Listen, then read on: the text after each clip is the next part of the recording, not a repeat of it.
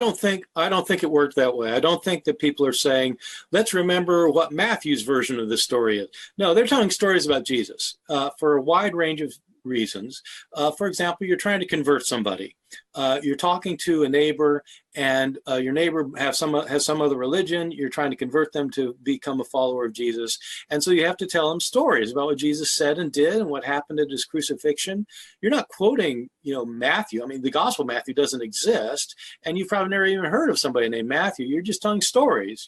A story about Jesus did this miracle, or he did that miracle, or this is how he got crucified, and so you tell these stories, and these stories are circulating. Eventually, some people write down the stories, but they write down the stories anonymously. So the Gospel of Matthew is completely anonymous. There's nothing about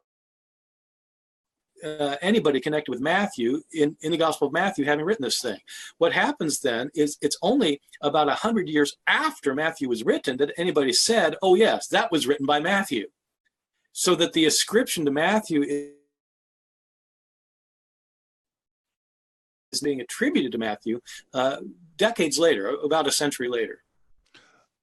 Okay, so the Gospels, whatever ends up getting written down, gets written down, not attributed to anyone, and then afterwards, a name gets stuck to the account. Yeah, long afterwards. So not like the next year, not by somebody who actually knew the author, but by somebody living 100 years later in some other country says, oh yeah, by the way, this was written by Matthew. Now, why would someone do that? That seems just fundamentally dishonest to say, well, we've got this oral account that turns into a written account. Now, 100 years later, let's stick someone's name to it. That seems... Well, my guess is that they're not trying to be dishonest. My guess is they're just trying to figure it out. And they think, it's probably Matthew. And then somebody says, maybe it's Matthew. And the next guy says, yeah, hey, I heard it was Matthew. And then pretty soon it becomes Matthew. And so it's not that anybody is necessarily being dishonest. These kinds of things happen all the time. I mean, rumors happen all the time that people say so-and-so said such and such. And they didn't really say such and such, but it's not that somebody's being dishonest. It's just how rumors start.